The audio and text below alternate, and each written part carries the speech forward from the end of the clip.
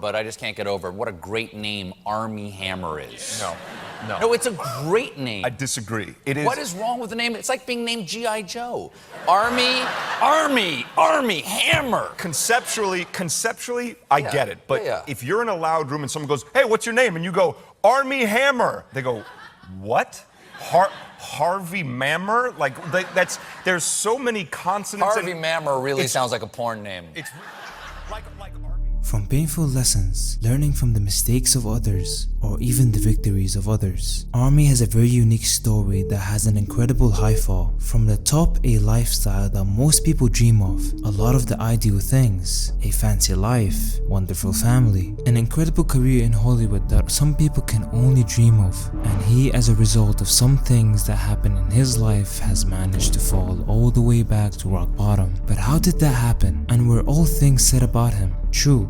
Actor Armie Hammer is the great-grandson of Oy Tikon and philanthropist Armie Hammer. Despite coming from a family of successful businessmen, he stuck out in a completely different direction as a TV and movie actor. Hammer first earned widespread recognition for playing the real-life Winklevoss twins in the hit movie The Social Network, about the creation of Facebook. He went on to star in films like Mirror, The Lone Ranger, and The Man from U.N.C.L.E. before earning a Golden Globe nomination for his work in Call Me By Your Name. Armand Douglas Hammer was born to Michael Armand Hammer and his wife, Drew Ann Mobley, on August 28, 1986 in Los Angeles. Hammer's father owned a TV and production company in LA, but also operated a non-profit Christian radio station, as well as the Grace Christian Academy in the Cayman Islands. For the young Hammer, this meant shuttling back and forth between the two locals. He initially attended the school founded by his father, but later transferred to Los Angeles Baptist High School.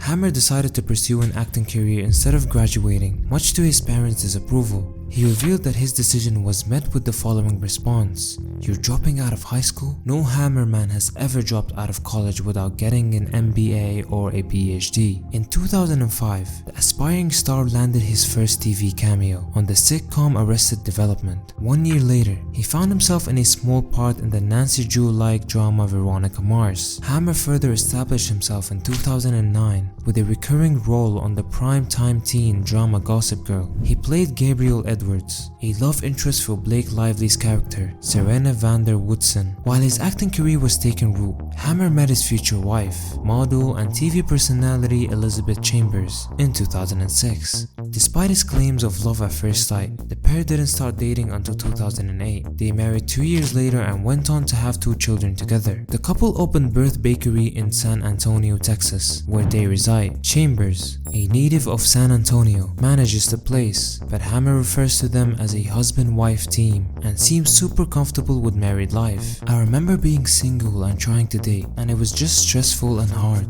he told Elle magazine. "It wasn't fun. This is fun." Hammer and Chambers announced their split in July 2020 after 10 years of marriage, but everything goes downhill in 2021. An anonymous woman, House of Iffy, comes forward on Instagram and claims to have had a 4-year-long affair with Hammer, during which she says he sent her graphic and violent texts about cannibalism, rape fantasies, and his desire to drink her blood. She publishes a collection of texts and screenshots she reportedly received from Hammer, and also messages that reportedly came from his other exes. Hammer seems to be stuck in a dangerous dilemma, stating that he swears this blank is dangerous and can make you a cannibal serial killer, emphasizing that it's a scary thing and he can feel it. He said, "I'm totally and so deeply satiated and not even blank right now, but when it comes back I'm scared." And that was a dangerous statement indeed, ones that led him to his downfall. Courtney Vizukovich, an app founder who says she dated Hammer in 2020 from June to October, alleges that the actor subjected her to emotional abuse, sexually coerced her, and made her feel unsafe. "He did some things with me that I wasn't comfortable with. For God knows what reason, he convinced me that these things were okay, and he put me in some dangerous situations where I was not okay, where he was heavily drinking, and I wasn't drinking that way and it scared me. I didn't feel comfortable," Courtney says. And an alleged victim decided to speak out on the situation, stating the following: "During those 4 hours, I tried to get away, but he wouldn't let me. I thought that he was going to kill me. He then left with no concern for my well-being. I was completely in shock, and I couldn't believe this one I loved did that to me. I tried so hard to justify his actions, even to the point of responding to him in a way that did not reflect my true feelings. During and since this attack, I have lived in fear of him, and for a long time, I tried to dismiss his actions towards me as a twisted form of love. Now that he no longer has any power over me, I have come to understand that the immense mental hold he held over me was incredibly damaging. More screenshots start proliferating online. This time, screenshots from Hammer's secondary Instagram account, including several photos and videos of women in bondage. In one caption, Hammer complains about having to stay in the Cayman Islands because my ex-wife is refusing to come back to America with my children. He continues, there are a few silver linings, like Miss Cayman again while I'm down there. At the very end of May, Hammer reportedly leaves the Cayman Islands and checks into a treatment facility in Florida for drug, alcohol, and sex issues. The insiders at the chambers accompanied him to the airport and fully supports his decision to focus on his recovery. After a relatively quiet year, Hammer's name pops up once again when several Twitter users, including the writer Muna Meyer, claiming he's working as a concierge at a Cayman Islands resort. There are some receipts too, including photos of what appeared to be Hammer in uniform and a flyer that promises your personal concierge, Armie Hammer, will help you get the very best from your vacation. The hotel in question tells Variety that Hammer doesn't work there, but multiple sources argue otherwise. Discovery Plus releases a 3-part documentary series, House of Hammer, that details Hammer's relationship and family dynasty. The series interviews 2 of Hammer's former girlfriends, Courtney Visikovich and Julia Morrison, and members of the Hammer household. In January, I see a message from the Dumois account, a gossip account. She knew that Armie and I had been together in a relationship because my name had already been leaked.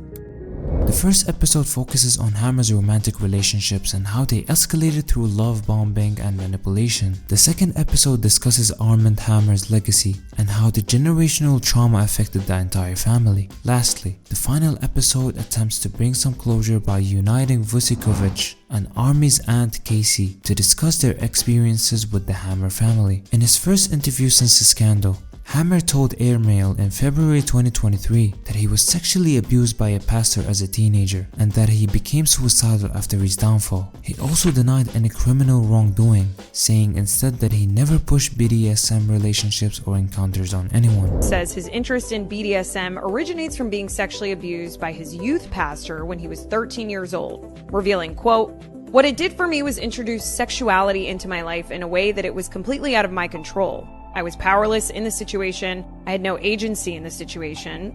Sexuality was introduced to me in a scary way where I had no control. My interest then went to, I want to have control in this situation." He echoed the same statements in an interview on the Painful Lessons podcast in June 2024.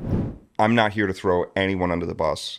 You know, I believe that a lot of people who end up wounded. On an episode of the podcast Painful Lessons, Hammer addresses his acting career and says he has co-written a screenplay. In terms of my career as an actor, I'm nowhere. Hammer explains, I'm not getting jobs. I'm not getting into rooms to meet with people. I'm not a valuable commodity for the entertainment industry in terms of the Hollywood system. I'm not welcome to play in that sandbox for right now. Writing the script has been incredibly cathartic. We took an original piece of source material that was then turned into a film. We looked at it and said, there's a lot of parallels here, albeit some more subtle and some more overt. We took that and made it into much more autobiographical. It will definitely be an interesting double feature with House of Hammer. I don't know what the future of that's going to look like. I don't know what the response to that is going to be, but those are things that are out of my control. I'm powerless over what people's response to it is going to be, essentially. I hit really dark low points, Hammer told Ramsey. There was a time where I was standing on the shore and I just looked out at the ocean and I thought, yup, this is it. I'm able to sort of look at it with a sense of distance and perspective and be like, that's hilarious. Like, people called me a cannibal and everyone believed them. They're like, yep, that guy ate people. And you're just like, what? Like, what are you talking about? Do you know what you have to do to be a cannibal? You have to eat people. Like, how am I going to be a cannibal? Like, it was bizarre. But despite everything, he turned around the story and made it one where he is glad it actually happened. And I'm really grateful that it's almost like a neutron bomb went off in my life, right? It killed all the people. It killed me. It killed my ego. It killed all the people around me that I thought were my friends that weren't. All of those people, boom, in a flash, went away. But the buildings were still standing. Yeah. I'm still here. I still have my health. And that's everyone. How Armie Hammers broke his silence about all the accusations, rumors, and controversies he faced ever since 2021. He's changing his life as to what he said. But at the end of the day, I would like to invite all of you to sit at our cafe, watch this video again, and think about whether he actually is a cannibal or not. For now, stay tuned.